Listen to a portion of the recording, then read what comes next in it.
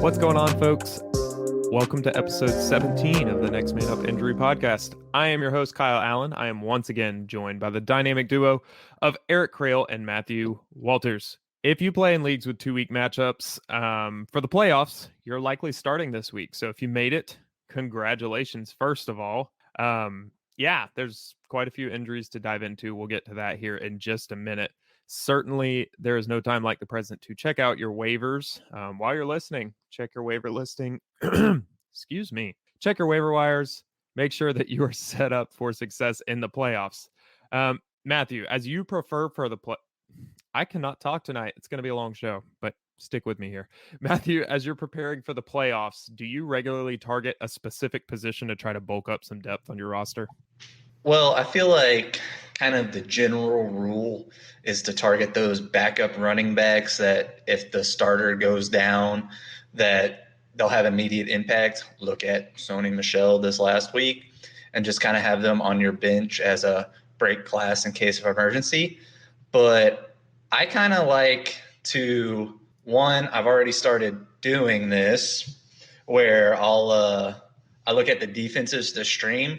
So really, I picked up defenses 2 weeks ago that I wanted to stream throughout the playoffs already. And then I also kind of like to see who I might be playing in the first round and try to grab players that they might pick up. And worst case, they're just on my bench. But there's no worse feeling than them picking up someone off of waiver wires and playing them and then beating you. So just trying to do anything. I know that's a lot of moving parts and maybe that's too much for some people, but that's what I like to do because I'm a crazy person. Hey, anything to win. It's never too much. That's just savvy fantasy management. And to get to this point in the season, you've probably already done some of that. I really like being heads up of what you were talking about. Like, see who you're going to be matched up against. If they're weak at quarterback, there's a few of them out there that you might want to try to scoop up this week if you've got an extra slot or two. Erik, speaking of having an extra spot to fill, when you have one, do you prefer to have a handcuff to your starting RB, or would you rather have a totally different player for the sake of variety on your roster? I think because of positional scarcity, it would be really smart to have a handcuff to your own running back. But I mean, this is also the time of year when rookie wide receivers really start to show up. Unless you're Jamar Chase, it takes rookie wide receivers a few weeks, maybe even half the season to start to perform and produce for your team. So, I think that you can already see that with Amon-Ra St. Brown, Jalen Waddle, Elijah Moore, cats like that. It just takes them a little bit to get going. So if I was a fantasy manager, then I'd be poking around the waiver wire to see if any of these guys are still available. Yeah, I love it. Something I don't often think about is looking at rookies just because they're often overlooked. So certainly some good advice there. Guys, we're here to talk about injuries. And as we all know, an injured player can't really score many points for your team. So let's get to it. Here at the Next Man Up, we have a saying that the best ability is availability. So let's talk about, first of all, the quarterbacks. We're going to go by position here, starting with the quarterbacks.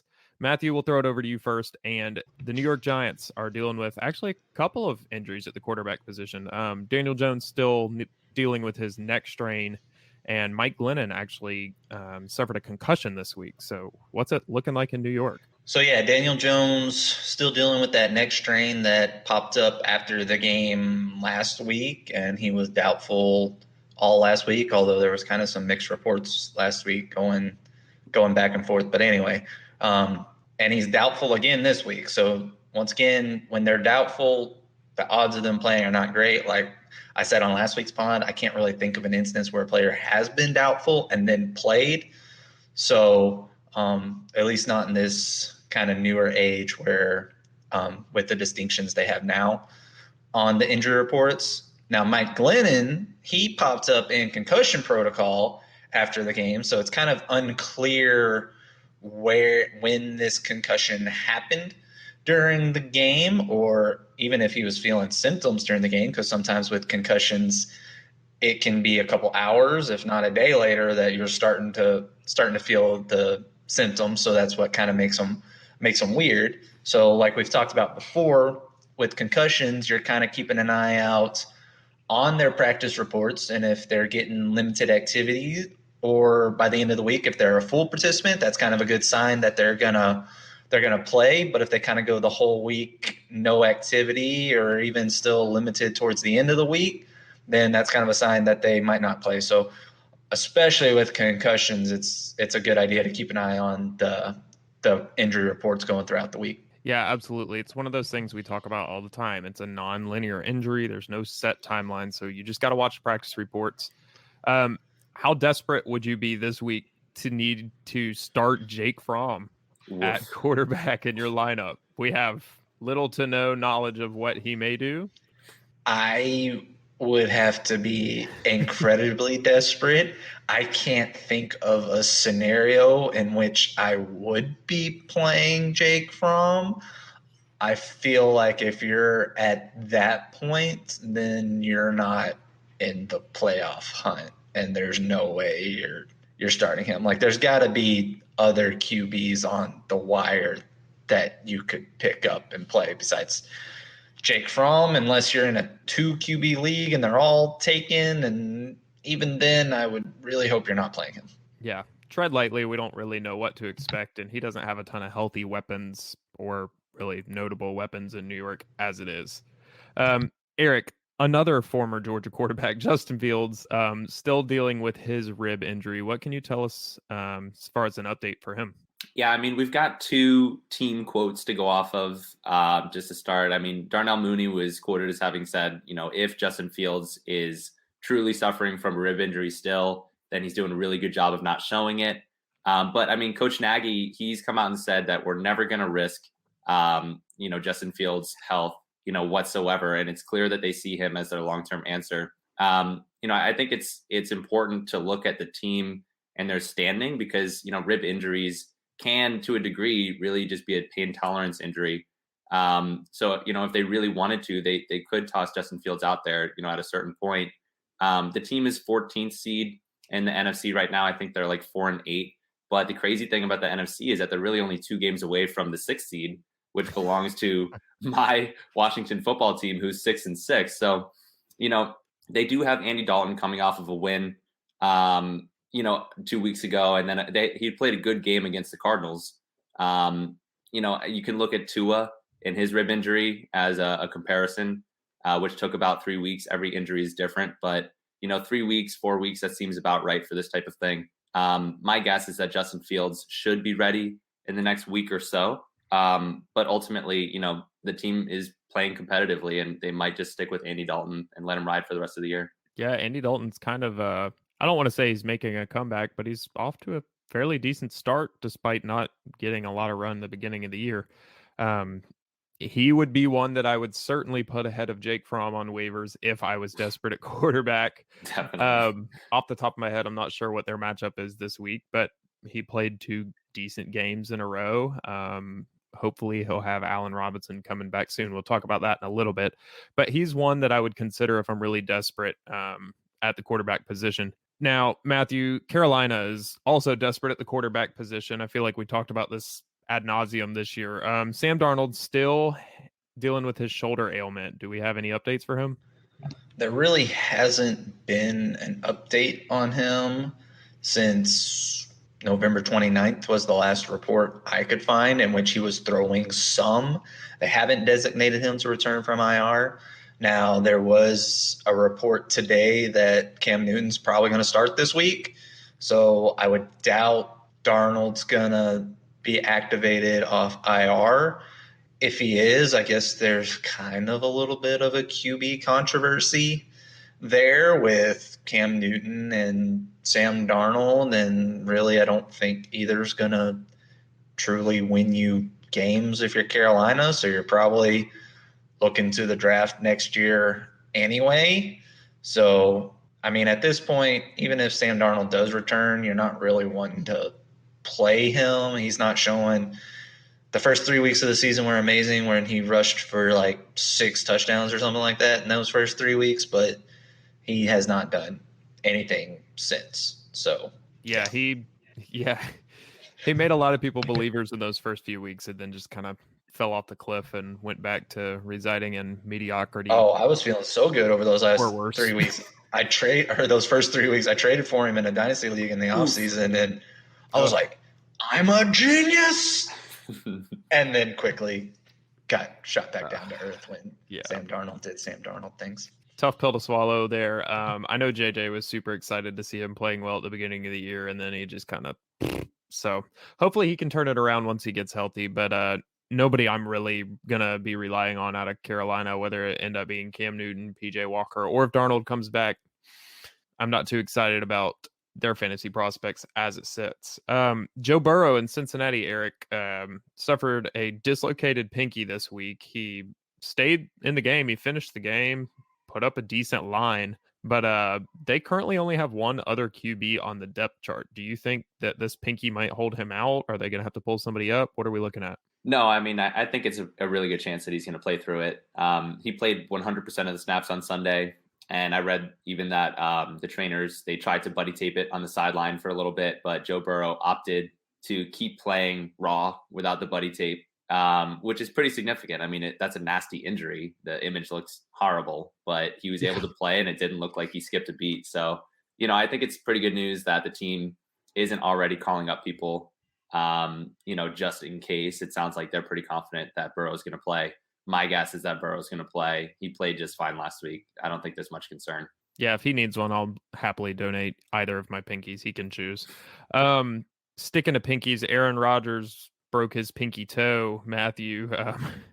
He said on the Pat McAfee show this week that last week rather, that a procedure is still a possibility. Do you really think that he could possibly end up having a surgery, or is he just kind of playing the media right now? I think surgery is unlikely at this point. Like, I feel like you would have gotten it done already. Now, he said, I could get it done Monday, Tuesday, and then be back for Sunday that game. But if that was the case, wouldn't you have already done it? Like, You're already sitting out of practice all week to have your not be on your toe.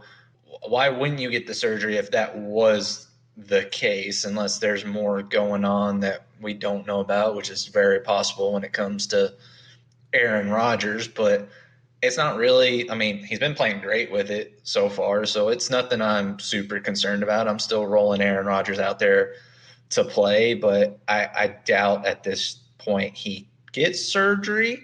And if he does, it's looking like he won't miss any time, even if he does. But yeah, there's always a risk, though, with surgery that you could develop infection and stuff like that. So that might be one reason they're kind of trying not to do it on the very, very off chance.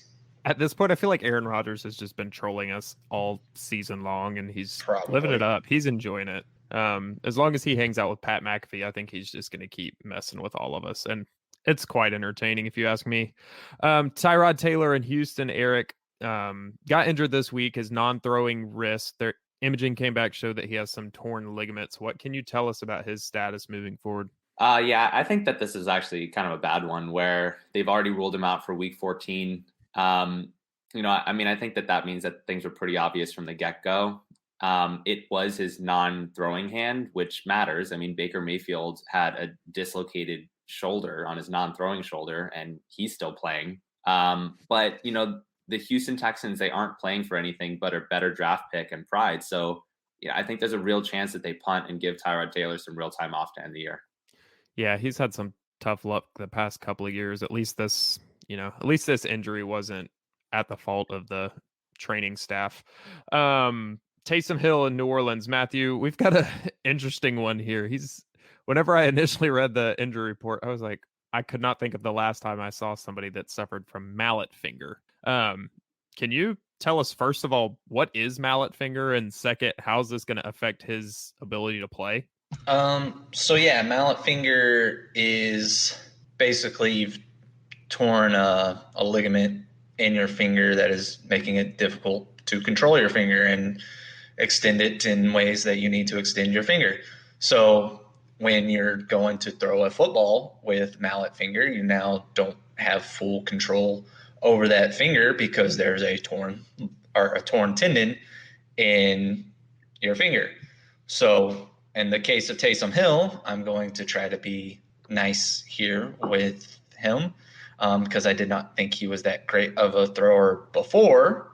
But you saw it in the game that he got his finger injured, and now all of a sudden who wasn't a great thrower before, turned into an absolute terrible thrower and was throwing balls into the dirt. So as long as he is dealing with his injury, it's going to be difficult for him to probably throw the ball effectively. Now, the good news is Taysom Hill runs a lot.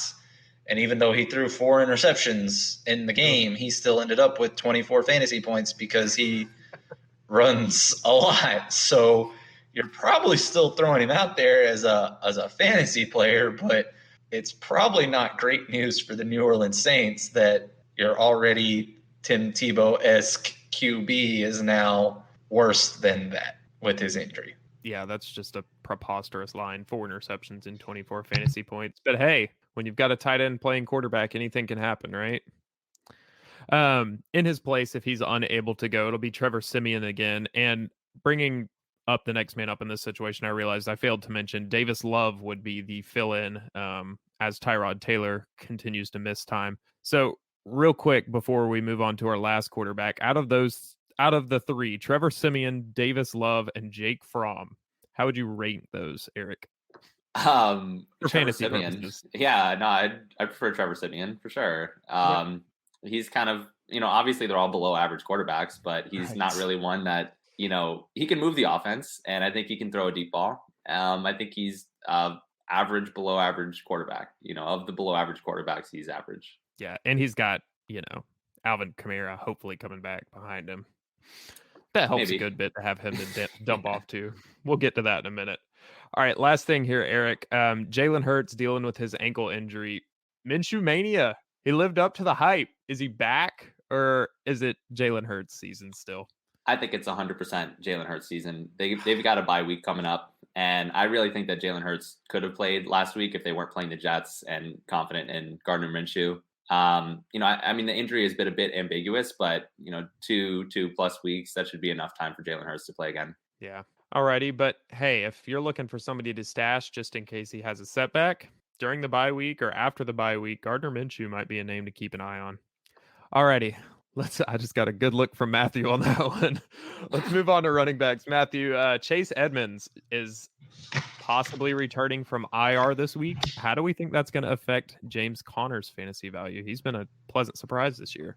Yeah, he's been awesome this year for fantasy managers, but Edmonds coming back definitely cuts into his workload, and it is anticipated he's going to return from IR, and I believe they are the Monday night game, so you might not know till Monday that he is playing.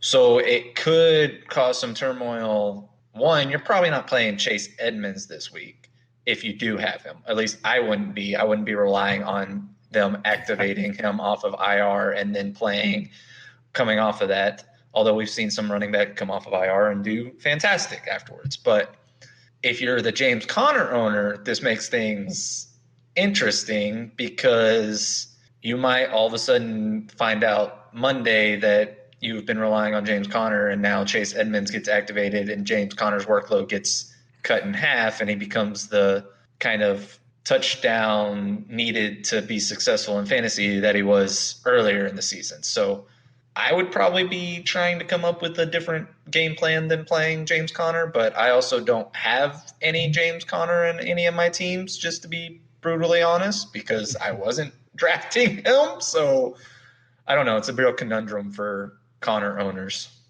Yeah, like you said, obviously it'll affect his value somewhat, but I don't think he's going to just fall off a cliff. He's a top 12 running back right now. I believe he's still top 12. He was scoring touchdowns at an alarming rate and bolstering his value quite a bit. I don't think that's going to end anytime soon. If anything, Chase Edmonds will just kind of dip into his receiving down work. Eric, Joe Mixon suffered a neck injury. What's the latest on him? Is he still going to be good to go? He looked great through 3 quarters, and then they kind of let him rest last week after that neck injury. Yeah, I mean, I think he only missed like 9 plays Sunday. Okay. I thought it was a whole quarter. It may have been, but it wasn't a lot. No. I mean, I think that he'll be fine with this type of injury. Everything that's coming out is is really marginalizing this type of injury. I think that this is one of those things where, at the worst case, it turns out to be like a Daniel Jones type of neck strain injury that, he becomes inactive last minute. But, your best bet for Joe Mixon is just to watch the practice report. And, you want to see at least a couple limited practices by the end of the week. Yeah, if he does end up missing time, Chris Evans, the rookie, was filled in more for him than Samaje Perine. Samaje Perine, I think, only got like 6 carries in relief last time he missed time. So Chris Evans might be one to stash on your waiver or from the waivers if you're looking for a good handcuff.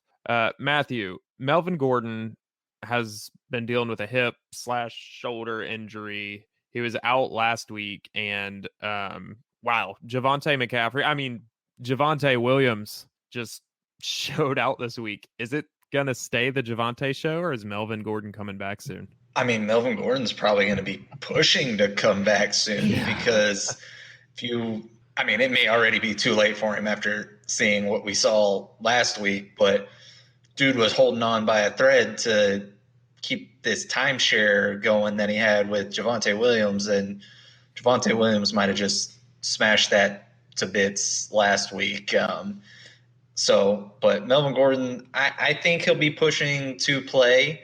I would think he gets back to playing, hopefully. Now, as a fantasy manager, even if he gets back, I'm not relying on him after seeing what Javonte Williams just did. But if he does come back, it might cut into Javonte Williams just enough now that he doesn't quite put up those fantasy numbers that he was. So it's almost like the Chase Edmonds situation, but on a greater scale, because Javonte Williams was the number 1 running back on the week without Melvin Gordon there. Yeah. And so we'll see. Yeah. God, sorry. No, you're good. I was just going to say, we'll see. It's going to depend on kind of the practices Melvin Gordon gets in. I mean, if I was them, I'd be like, Gordon, let's take it easy. Let's make sure you're healthy going into next year for whoever gets you and signs you to a contract, because someone will. And let's just let the rookie do his thing. Like we don't really need you here anymore. But yeah, that's actually a good segue. I was going to kind of go into that about Melvin Gordon. That tandem has been great this year. I kind of expected it to be Melvin Gordon's job to lose at the beginning of the season and then the torch kind of get passed as we went on. But it's really been a decent split. Obviously, it's not Nick Chubb, Kareem Hunt, where they're both putting up RB1 numbers all season long, but they've both been fairly serviceable. But I think the torch has kind of been passed. But Melvin Gordon earned himself some money this year. I'm excited to see where he ends up and hope he can kind of get back to a bell cow role.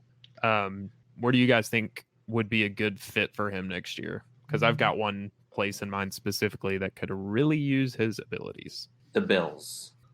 Oh, that's a good one. They were not my same conference. I was thinking Miami Dolphins. Goodness, they could use somebody who can, find the end zone from the backfield. I don't know. Or like someone younger, maybe. Yeah, both those seem great to me. But look, they need to do the same thing that the Broncos did this year. Sign him to a 1-year deal, draft a young running back, let him show them the way. That's true. Or didn't the Texans sign like 5 or 6 aging running backs? Yeah, maybe he just goes to the Texans, joins that squad. There you go. Well, they just released his old running back or his old running mate Philip Lindsay, so what the heck? They can try him out and then cut him as well. Maybe the Texans will wait till he signs with another team, then trade their star receiver for him. Oh no! Genius. Too soon. Big brain. Erik, we're putting up the bat signal. You ready? It's time for Holy Hamstrings, Batman. Oh no! Damian Harris pulled up on Monday Night Football. Speaking of Damian Harris on Monday Night Football, his touchdown was incredible, and I'm not all too convinced that his hamstring finally just came back down to earth and caught up to him after that run. But he's dealing with a hamstring injury. What can you tell us about his status? Yeah, I mean, if you haven't ever listened to the show, then we take hamstring injuries very seriously around here. And that's because, in the first 2 to 3 weeks of after experiencing the injury, the recurrence rates are really, really high. And, without knowing specifics as pedestrian fantasy managers, it's going to be really impossible for us to determine the severity of the injury, how likely it is for him to, get back out there next week. And even if he does get back out there, how will he be able to perform? So, this is one of those cases where you have to just absorb every piece of information that's available, all the coach speak, everything that's out there about, the MRI and his ability to practice, because it's all going to matter. It's all that we have right now. And, it could really go a multitude of ways. So, worst case scenario is pretty bad, but there is a best case scenario where he gets back sooner than later. Yeah, so far I've only seen him listed as questionable. I haven't seen him already ruled out, which is a good sign that there's not That's likely true. a tear or anything super severe where right away they're like, oh yeah, he's out. But as we always say, keep an eye on the practice reports. It is a shorter week for them since they played on Monday night. So if you're looking for somebody to fill in, maybe you have a running back on a bye week. Maybe you've suffered from one or many of these RB injuries. Ramondre Stevenson should be a good fill-in. If not Ramondre Stevenson, Brandon Bolden's one to keep an eye on. Both of those running backs have played pretty well in that offense and had some serviceable weeks at the flex position. Matthew, Miles Sanders coming off of what looked like it might be kind of a bounce back kind of week. He suffered an ankle injury, was out for a while, came back, played, said that he tweaked it in practice this week, and then looked great. And then after the game says that he tweaked the ankle again. Do we have any news as far as what's actually going on? So, well, I mean, you kind of described it perfectly. He keeps tweaking this ankle that, no, you're good. You're good. He keeps tweaking this ankle that has been bothering him since week 8 that I believe landed him on IR there for a little bit. Now, at this point, what concerns me is that it seems like this. They haven't said this, but it seems like he's almost having chronic ankle instability is what it's called, which can happen when you've sprained your ankle multiple times, or as I'm sure he has throughout his career, because normally your ankle doesn't just keep re-aggravating the injury. You would think the injury gets 100%, especially if you landed on IR for it and then you're designated to return. You would think they would wait till the ankle injury is 100%.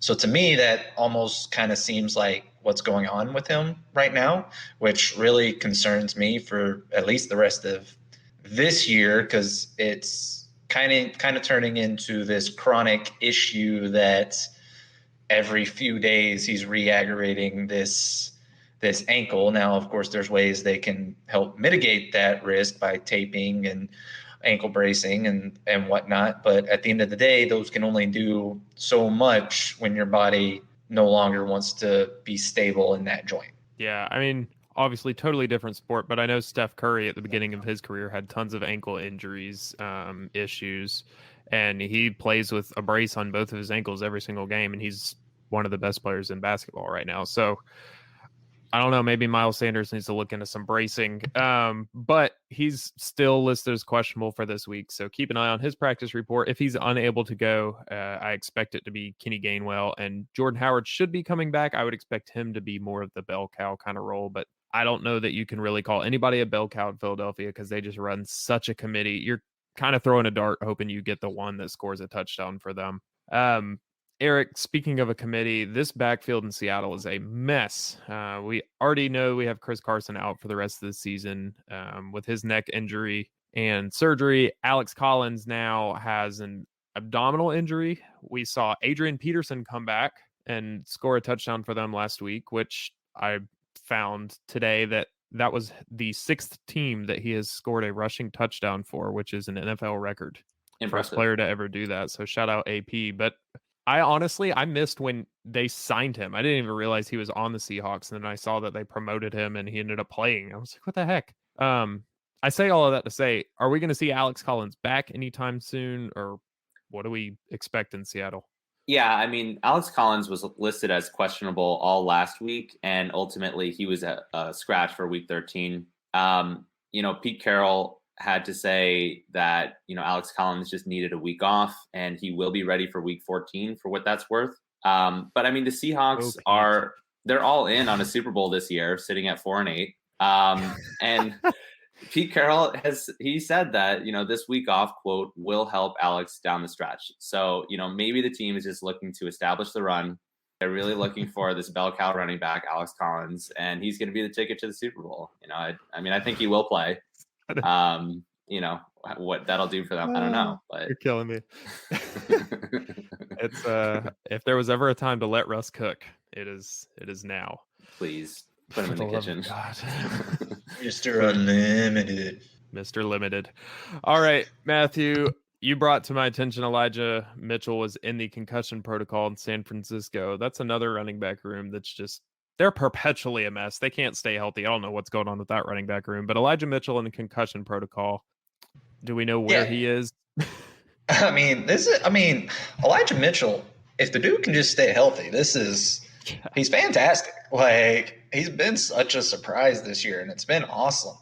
But it seems like every week we're talking about him. And this week he's landed in concussion protocol, which kind of like Mike Glennon, I believe they found it after the game, and which means he probably self-reported symptoms. So good on him for doing that and looking out for his own safety, because especially after the game, you can kind of hide whether you're feeling stuff or not. But once again, it's just one of those things to keep an eye on the practice reports on if he's getting to be a full participant at the end of the week, and if he's cleared all the steps in the protocol, and if he's limited all week or non-participant all week, then there's some concern there. If he's non-participant all week, he's not going to play on Sunday. That's pretty much guaranteed. But if he's limited all week, then it's kind of a coin toss. Usually if you get a full participant by the end of the week, you're probably playing. So it's just, once again, concussions are non-linear, but practice reports for them are almost more important than any other injury, at least in my opinion. Yeah, the 49ers running back room is such a mess. I don't even know what to do with it. Obviously, we've got Raheem Mostert out with chipped knee cartilage. Who knew that was possible? Trey Sermon is on IR. Sorry, his name just slipped my mind. Now Elijah Mitchell in concussion protocol. Last time we were without all three of them. Jeff Wilson got the start. He was meh. I'm kind of avoiding this backfield unless it's Elijah Mitchell. All right, the last of our running backs we're going to talk about here, and we've kind of got something interesting to talk about after we get the injury news. Kenyan Drake broke his ankle again this week, Eric. Is he out for the season, or is this late in the season? He's got to be. Yeah, he's definitely out for the season. This was the most severe version of a high ankle sprain, where the sprain goes all the way up and eventually fractures the bone. He will be ready for next season. He's signed through next year, on a 2-year deal that totals $11 million in guaranteed. But he'll be a 28-year-old running back coming off of a season-ending injury to his leg. So, he might not be as effective. It's going to be a tougher thing to come back from. Yeah, it's a real bummer for him. Second year in a row. And he had some interesting things to say on Twitter. I'm going to read this off of his Twitter so I get it right. I don't want to try to paraphrase it. He said the NFL needs to look at this specific style of tackling, and he posted a video of it happening. If you're squeamish, don't watch it because it's straight up his leg breaking. He said they're throwing flags for taunting and protecting QBs from getting touched, but this is my second straight season being injured by a guy pulling me back and using his body weight to roll up on my legs. In the video, you see the defensive player kind of come from behind beside him and grab him and pull him back, and his body does roll up on the back of his legs. Now, whether that's intentional or not is kind of up for debate, but I kind of want to hear you guys weigh in on this, because I feel like what he's getting at is it should be penalized in the same spirit that a horse collar tackle is. Like, a horse collar tackle, though, is way easier to identify, and to avoid for a defensive player. This kind of thing, it's like, if they start penalizing it, can defensive players just no longer tackle you from behind? Yeah, so first off, I kind of agree wholeheartedly with one point he makes, that it seems like the NFL cares about nitpicky, stupid stuff rather than player safety at times, especially with these new taunting rules and stuff like that, which I won't get into because we could divulge into a 20-minute conversation about how dumb they are. But with this particular type of tackle, I get where he's coming from because it's a lot like a horse collar on why the horse collar was outlawed to begin with. But it's hard to judge this particular tackle. Now, to me, it's very similar to the you can't tackle a QB and like drive them into the ground, which is a flag. But I also don't think that should be a flag because I don't see how you really differentiate that. But you're already asking these defenders to do too much when they're going to make a tackle. Besides the normal grabbing the face mask and you can't lead with your head. And I totally get it. It's all for player safety, and I'm all for that. But I almost feel like this one's just too far. Like you would get flagged 10 times a game, defenders making a tackle if you started throwing a flag for this. And like you said, I don't think it's intentional when they do that. And I feel like that has to be taken into consideration here. Like there's no way of controlling it, I don't feel like, but I'd love to hear Erik's thoughts on it. No, I mean, I agree. And I think that a big thing that the NFL is struggling with is too much game stopping and starting. They want the game to be fluid and for the penalties to be obvious. I think, to your point, it's true that, or to Kenyan Drake's point, it's true that they're being very nitpicky in particular with other penalties. But, I don't think that should hold any weight towards this being a penalty. That just means be less nitpicky about other penalties.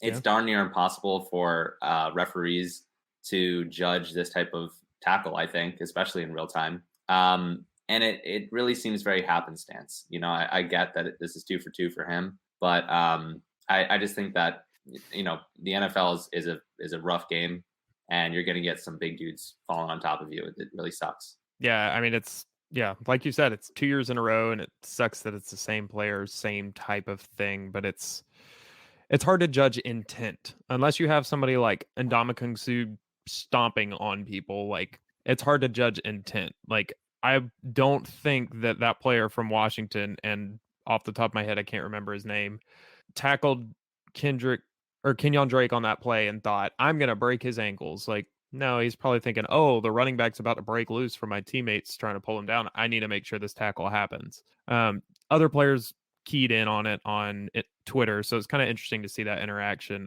Former Alabama teammate Mark Ingram said 100% Burrow, if the league is serious about quotes player safety, this specific style of tackling needs to be penalized and disciplined. And then a defensive back from the Ravens, I forget who it was, he essentially came back and said that you offensive players need to give us a break. The defensive players don't really get any leeway. And it's kind of interesting to hear the back and forth between somebody that plays the same position as Kenyan Drake, but also a defensive player. He's like, it's getting harder and harder for us to do our job. The further the NFL goes with penalizing defensive players for what seems like a routine-ish play, I feel like the harder it is for them to play, period. Yeah. Yep, I agree. So obviously we don't want to see somebody get hurt, but you got to kind of find the balance on what's going to be easy for referees to call and what's not realistic. And that's just an unfortunate reality of the game. But that's enough there. Let's talk about wide receivers. Matthew, Allen Robinson, he's been out for a while with a hamstring injury. Do we have any updates on him and when we may see him on the field again? So the update is the same as has been the last couple of weeks. He has not practiced since this injury popped up. And as far as I'm concerned, I would doubt we see him this week unless we start seeing him log some practices. But kind of unfortunate thing for Allen Robinson, or I guess fortunate for fantasy managers, depending on how you think about it, is at this point you're not relying on him. And if you did draft him, you're probably not in good shape at this point anyway. And at this point, he's probably sitting on your waiver wire. So, I mean, with the hamstring injury, it's hard to tell what or even when he might start practicing and start playing. he hasn't ended up on IR at all, so that's promising. But as we've seen with hamstrings in the past, that doesn't always mean they're not going to end up on IR, as it did with Christian McCaffrey earlier in the year, where he didn't go on IR, and then 3 weeks later, everyone thought he was going to be returning, and then all of a sudden, oh, nope, he actually is going on IR.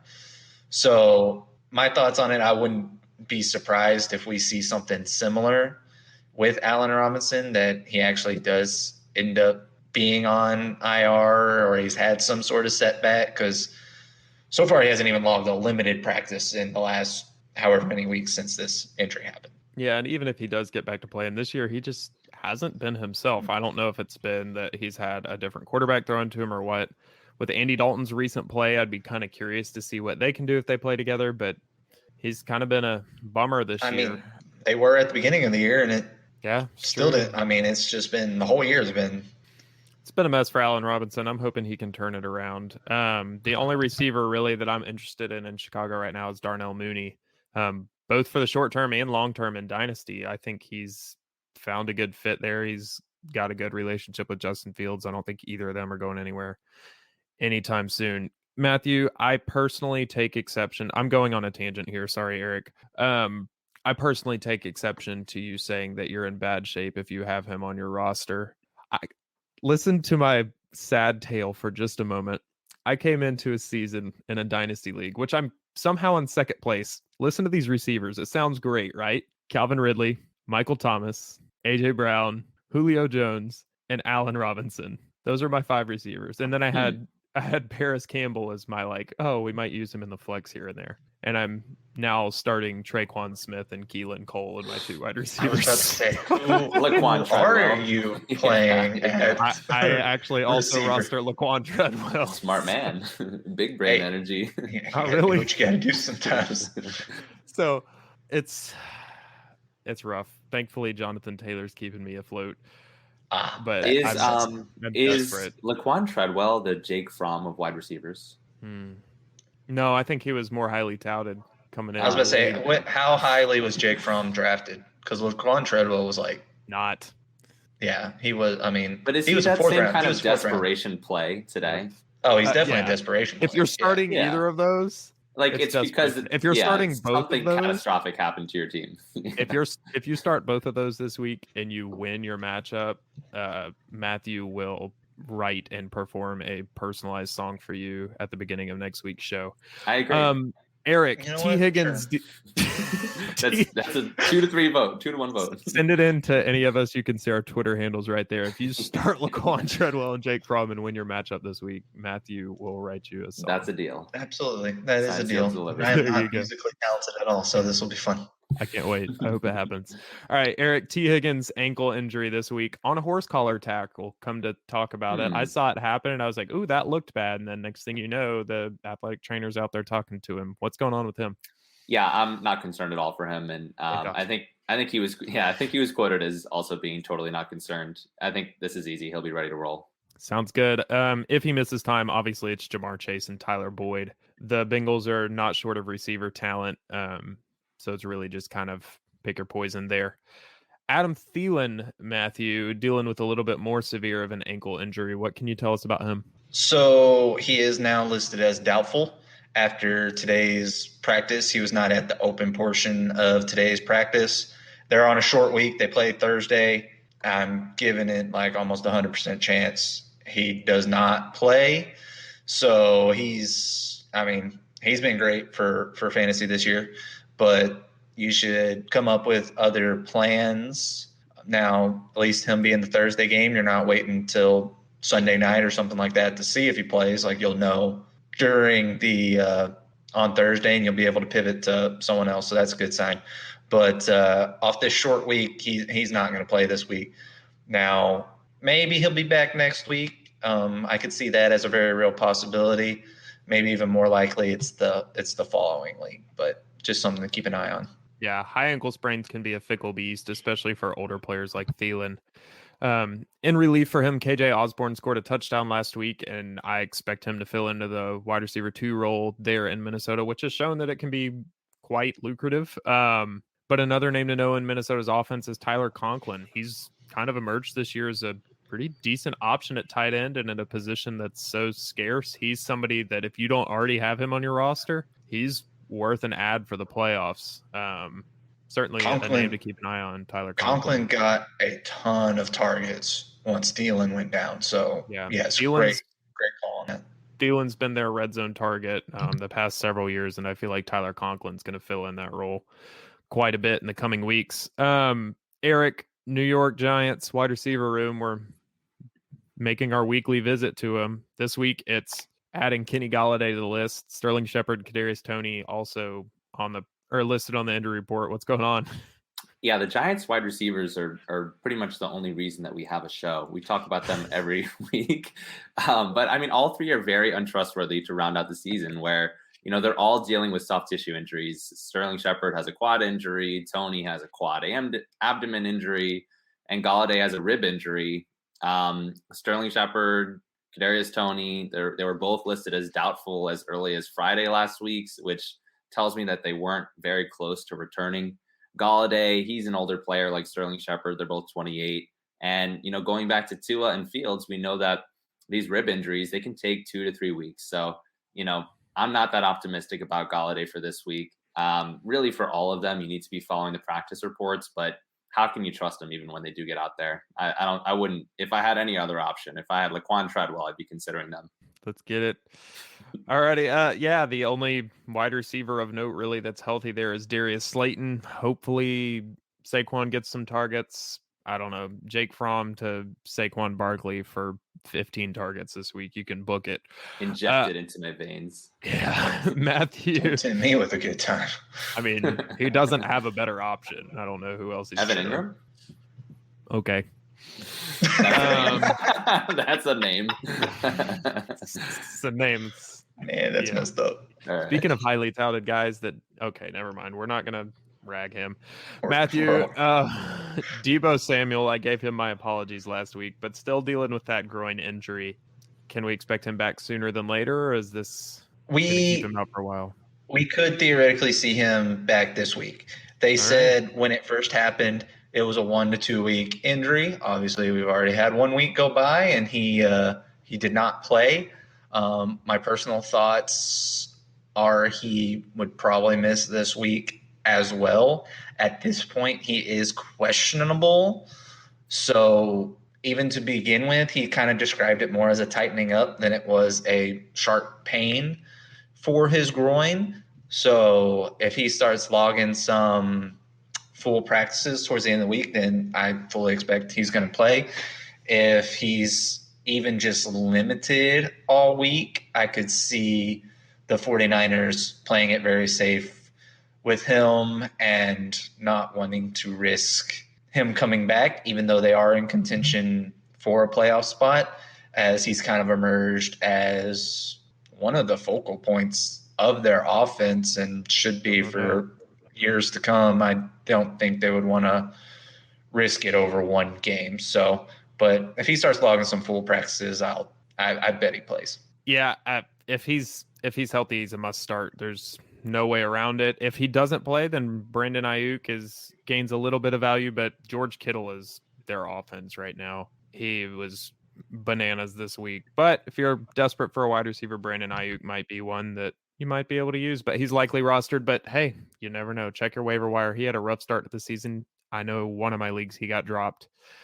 Keep an eye out for him. Alrighty, Erik, our last wide receiver here. Keenan Allen was added to the COVID list this week after the game.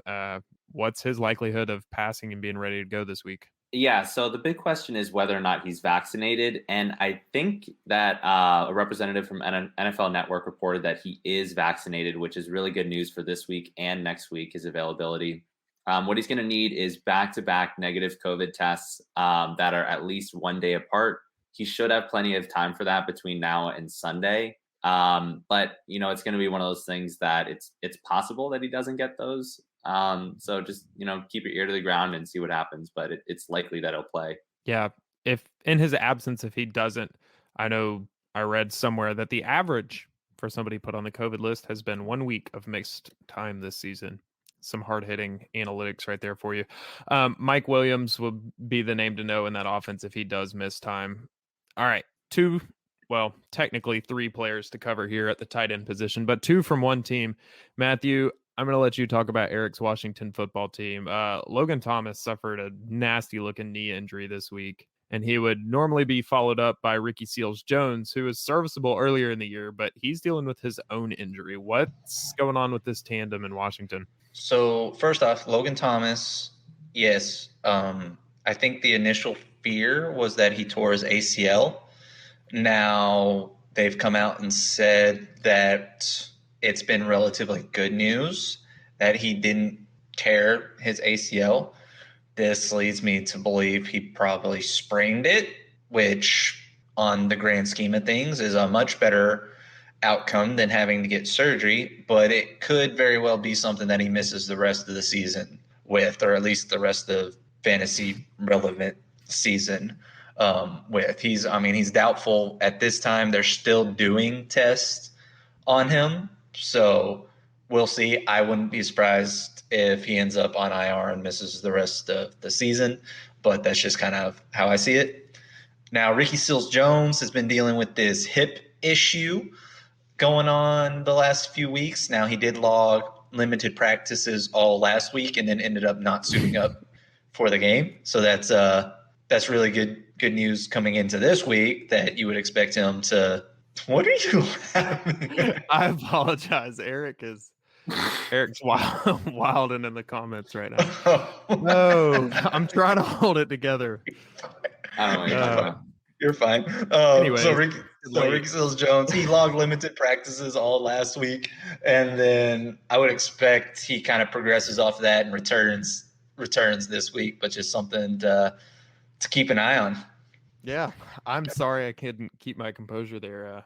Erik got to me, but hopefully Ricky Seals-Jones can be ready to go. He filled in nicely, but it likely mostly will mean more targets for Terry McLaurin. Hopefully some of the other receivers can get going in Washington and their offense. All right, Erik, last one for us here. Darren Waller dealing with that knee injury. What's the likelihood we see him ready to go this week? I think there's a fair chance. I mean, last week he was formally listed as week to week. This week he's been upgraded to what they're saying is day to day. Last week he did rest all days of the week.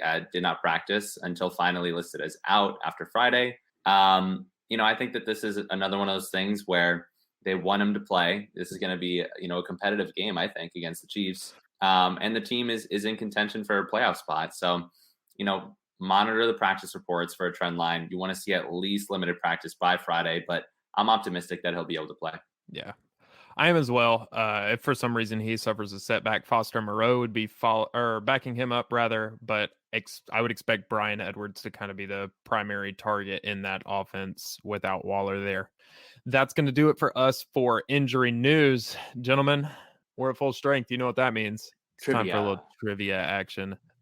For us to miss basic anatomy questions. No, we're back to NFL trivia this week. Good news for y'all. Alrighty, just to review, Matthew is ahead by 2. He's up 13-11 on the season. This week there are 2 points up for grabs, so we could come out of this with a tie if Erik's able to sweep it. I'll have you both send in your answers in the comments. But without further ado, let's get to it. Unlikely heroes, Jared Goff and Amon-Ra St. Brown hooked up for a game-winning touchdown this week to get the Lions their first win of the season. Head coach Dan Campbell out here finally getting after somebody's kneecaps, so excited for them, but nice. Apparently they can't even tank correctly. But the question is related to game-winning touchdowns. Who was the first quarterback in NFL history to record 5 game-winning touchdown passes in the fourth quarter or overtime in a single season? This is an active NFL quarterback at the time. I have been known to be an apologist of this player. It's not Tom Brady. For those that know I'm a Patriots fan, I'll go ahead and I'll give you that. You can cross him off the list. But I have been an apologist for him on fantasy Twitter in the past. There's a point available for naming the player and a point available if you can name the season. He is active, and it is in the past 10 years. I feel like this is tricky. We've talked about some of his teammates today. That narrows it down to just about anybody. That actually changes who I was thinking of, though. Teammates, plural, you said, huh? Yep. Oh, interesting. I'm giving you both the same hint, so I'm not worried about it. Interesting. He's always played on the same team. Is it Tyrod Taylor? He's always played on the Supposed to be in same the team. Just kidding. I thought of one that would give it away. Never mind. Trying to piece together who all we've talked about today and who Got the show doc in front of you, man. that's what I'm looking at. All right, I'm gonna type my answer. Ears out. I respect that grind. Alrighty, let's get those answers in. Give me a player and a year. Y'all ready? Sure. That's good. And why not? Alrighty, send it in. Ooh, nice. Ooh, we've got a point each. Ooh, cool. Oh, y'all Damn almost it. teamed up. Y'all almost teamed up. Alrighty, who is the Alright. first quarterback in NFL history to record 5 game-winning touchdown passes in the fourth quarter or overtime in a single season? The correct answer is Derek Carr in Nice. 2016. Wow. So, Ooh, I felt like that was a good Matthew year. with Derek Carr, Eric with 2016. Eric said Russell Wilson 2016. Matthew said Derek Carr 2018. He's a snazzy guy. I don't know. Both of I those felt are- like it had to have been someone not super obvious. Russell Wilson's a pretty good guess. I feel like he just doesn't have the opportunity because they're either winning by 1 billion or getting boat raced. Yeah, but he's a chef in the kitchen. You know, he makes things happen. He do be It's true. baking something like that. I don't know. He is unlimited. Alrighty, so score update: Matthew 14, Eric 12. You still holding Damn on to that 2-point lead, man. Eric, start reading some NFL history books or something. I don't know what to tell you. Alrighty, let's close this thing out with some social media handles. Eric, where can we find you on social media, my friend?